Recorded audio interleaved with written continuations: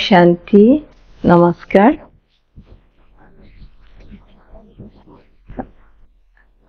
আজি মই সাধাৰণতে আমি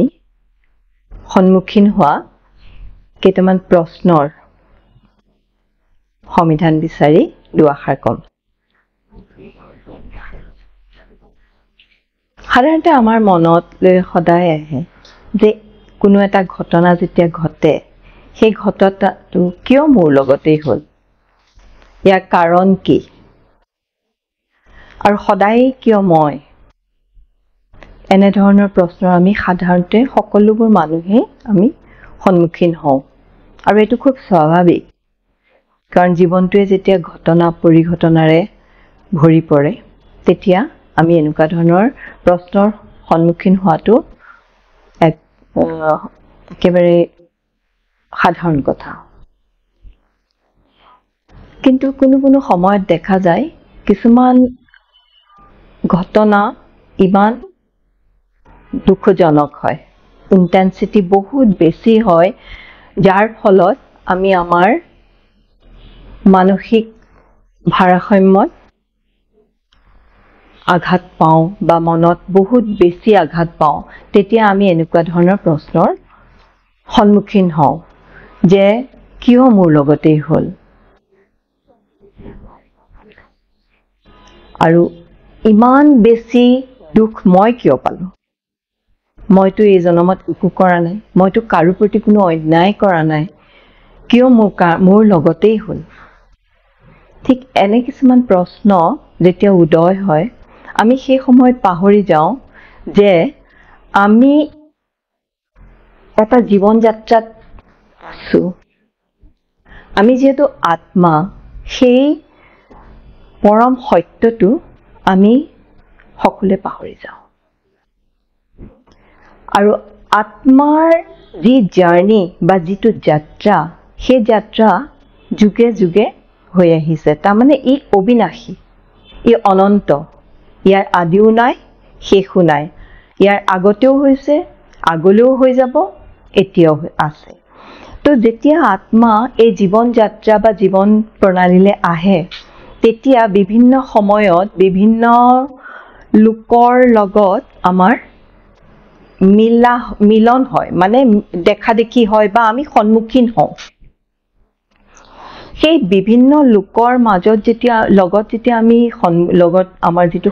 সন্মুখী হয় বা বিভিন্ন ধৰণৰ আমি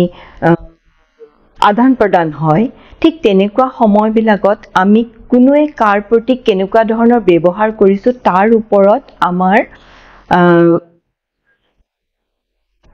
জীৱনৰ যেটো সংস্কাৰ সেইবোৰ গঢ়ি উঠে আৰু ফলত যি কামে আমি নকৰো কেলে তাৰ এটা ৰেকৰ্ডিং হৈ থাকে যদি ভাল কাম কৰিছো তাৰ ভাল ফল বেয়া কাম কৰিছো বেয়া ফল এটো আমি সৰুৰে পৰা শুনি আহিছো আৰু আমি প্ৰত্যেকই শুনি আহিছো কিন্তু আমাৰ যেহেতু সেই কৰ্ম কৰাৰ সময়ত আমাৰ সেই ধ্যানটো যেটো নাথাকে যে আমি ভাল কাম কৰিছো নে বেয়া কাম কৰিছো আৰু সেই অ্যাটেনশনটো নাথাকে মানে আমাৰ ধ্যানটো নাথাকে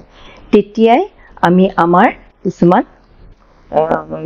ফল আমি নিজেই তাক বনাই পেলাও মানে ভাল ফল বনাইছো নে আমি বেয়া ৰেকৰ্ড কৰিছো ভাল ৰেকৰ্ড কৰিছো হেতু আমি নিজেই কৰো আমি আমাৰ কৰ্মৰে কৰো কৰ্ম কৰাৰ আগতে কি হয় সাধাৰণতে আমি আত্মাই এটা চিন্তা কৰি লওঁ ভাৱনা এটা আনি লওঁ যে মই এই কামটো কৰিম বা এই ব্যক্তিজনে মোৰ লগত এনেকুৱা কৰিছে মই তেওঁক তেনেকুৱা কৰিম তেনেকৈ এটা নিৰ্দিষ্ট আমি ভাৱ ধাৰণা আমি আনি লওঁ কিন্তু সেই যে ভাৱৰ যেটো আমাৰ চিন্তাৰ যেটো স্থল হ'ল বা উৎপত্তি হ'ল সেই চিন্তাটো কৰাৰ লগে লগে আমি কি কৰো তাক একচনলৈ লৈ যাওঁ কৰ্ম কৰি দিও আৰু কৰ্মটো যদি বেয়া হয় তাৰ ফলটো আমি ডেফিনেটলি পাম হয়তো কেতিয়াবা সোনকালে পাম কেতিয়াবা হয়তো বহুত পিছত পাম কেতিয়াবা হয়তো আমি বহুত বছৰৰ পিছত পাম হয়তো আমি যেহেতু আত্মাৰ এটো জাৰ্নি হয়তো আমি পিছৰ জনমত পাব পাৰো তো আমাৰ কৰ্মফল আমি নিজেই নিৰ্ধাৰিত কৰোঁ যিকোনো একশ্যনৰ যিটো বা কৰ্ম আমি কৰোঁ সেইটো আমাৰ অতীতৰ জীৱন আৰু যিটো তাৰ কনচিকুৱেঞ্চেছ যিটো অৰ্থাৎ তাৰ ফলাফল সেইটো আমাৰ প্ৰেজেণ্ট জীৱন আৰু আজি প্ৰেজেণ্ট লাইফৰ যিটো আমাৰ কৰ্ম সেইটো আমাৰ ভৱিষ্যতৰ কনচিকুৱেঞ্চেছ তো আমি অতীত বৰ্তমান আৰু ভৱিষ্যতৰ কৰ্মৰ লগত আমি ওতঃপ্ৰোতভাৱে জড়িত আত্মা যেতিয়া জীৱনলৈ আহে মানে যেতিয়া শৰীৰ ধাৰণ কৰে তেতিয়া আমি জীৱন বুলি কওঁ আৰু যেতিয়া শৰীৰ ত্যাগ কৰে আমি মৃত্যু বুলি কওঁ যেতিয়া জীৱন ধাৰণ কৰে বা দেহ ধাৰণ কৰে কৰিলৈ যিটো জীৱনলৈ আহে তেতিয়া সেই বহুত ধৰণৰ কৰ্ম কৰে যাৰ কিছুমান ভাল কৰ্ম কিছুমান বেয়া কৰ্ম এই যে ভাল কৰ্মও কৰিছে বা বেয়া কৰ্মও কৰিছে সেয়া যিহেতু আমি কওঁ যে এইটো আমাৰ পৰজনমৰ কৰ্মৰে এটা কণ্টিনিউটি কিছুমান সংস্কাৰ যিহেতু আত্মাই লৈ আহে গতিকে কিছুমান আত্মাৰ ভাল কামো হ'ব পাৰে কিন্তু কিছুমান মানুহৰ প্ৰতি আমি কি কৰোঁ আমাৰ ব্যৱহাৰ আমাৰ শব্দৰ প্ৰয়োগ এইবোৰ আমাৰ বহুত বেলেগ হয় বিভিন্ন হয় তাৰমানে ভিন্নজনৰ লগত আমি ভিন্ন ধৰণেৰে আমি ব্যৱহাৰ কৰোঁ আৰু ঠিক এইটোনো কিয় হয় আমি প্ৰত্যেকজনৰ লগত আমি কিয় একে নকৰোঁ কাৰণ সেই ব্যক্তিজনক বা আজিৰ দিন আমি এই জনমত আমি যিমানখিনি মানুহক লগ পাইছোঁ বা যাৰ লগতে আমাৰ চিনা জানা হৈছে বা যাৰ লগতে আমাৰ সম্পৰ্ক সম্বন্ধ স্থাপন হৈছে তেওঁলোক অকল এই জনমতে যে হৈছে নহয় সেইটো আচলতে মানে আগৰ জনমতো হৈছে তাৰ পিছৰ জনমলৈও যাব আৰু এই জনমতো আছে আমি তাৰমানে প্ৰত্যেকটো জনম যিমানেই জনম নলওঁ কিয় আমি এই চাইকেলটোত আমি ইজনে সিজনক আমি সদায় লগ পামেই সেইটো একদম নিৰ্দিষ্ট হ'বই লগ পামেই আৰু তাৰে কি হ'ব যদি ভাল কৰিছোঁ ভাল থট ক্ৰিয়েট কৰিছোঁ সেই ভাল থটটো মোৰ যাৰ প্ৰতি মই ভাবিছোঁ তেওঁৰ প্ৰতি মই যেতিয়াই মই ভাবিছোঁ সেই ব্যক্তিজনে সেইটো লগে লগে সেইটো ৰিচিভ কৰে আৰু সেইকাৰণে সাধাৰণতে দেখা যায় যে কেতিয়াবা কিছুমান মানুহক আমি ভাবিলোঁ হয়তো আমি বেয়া থট এটা ক্ৰিয়েট কৰিলোঁ বা ভাবিলোঁ বেয়া ধৰণে ভাবিলোঁ কিন্তু পিছত কেতিয়াবা এটা সময়ত আমি যেতিয়া সেই ব্যক্তিজনক আমি লগ পাওঁ তেতিয়া নিজে মনত লাগিব মানুহজনে মোক ভালকৈ নেমাতিলে ভালকৈ কথা নাপাতিলে ভালকৈ মোক ৰিচিভ নকৰিলে ভালকৈ মোক সন্মান নিদিলে এই ধাৰণাটো আমি ঘৰলৈ আনো তুলি আনো কিন্তু কথাটো যদি আমি তেতিয়া এবাৰো আমি নাচাওঁ হয়তো এনেকুৱা ধৰণৰ যে মই এটা থট ক্ৰিয়েট কৰিছিলোঁ হয়তো মই কৰ্মৰে তেওঁক একো অপকাৰ কৰা নাই কৰ্মৰে হয়তো মই তেওঁক একো দিয়া নাই কিন্তু মই যিটো থট ক্ৰিয়েট কৰিছিলোঁ তেওঁ অতি সোনকালে ৰিচিভ কৰিলে কাৰণ কি হয় মনৰ যি চিন্তা ধাৰণা সেইটো সোনকালে বেগাই যায় কামটো অকণমান দেৰি হয় আৰু গতিকে কৰ্মৰ যিটো ফল বা ৰিজাল্ট বা আমাৰ দৃষ্টিগোচৰ অলপ দেৰিকৈ হ'ব কিন্তু মনৰ হেৰিটো সোনকালে পায় গতিকে আমি তাৰ ৰিজাল্ট আমি মনৰ যিটো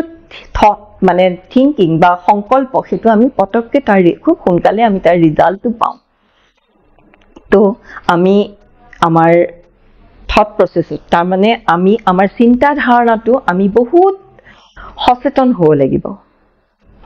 কাৰণ যদি আমি বেয়াকেও ভাবোঁ তাৰ ফল আমি পাম আমি কৰ্ম কৰিলেতো পামেই আৰু যিটো সংস্কাৰ হৈ যাব যদি বেয়া সেইখিনি যদি আমাৰ সংস্কাৰলৈ যদি ৰূপান্তৰিত হয় কৰোঁতে আমাৰ সেইটো সংস্কাৰ হৈ গ'ল যদি সংস্কাৰলৈ সি ৰূপান্তৰিত হয় সি আমাকো নেক্সট জনমলৈ কেৰি অভাৰ হ'ব সেইটো আটাইতকৈ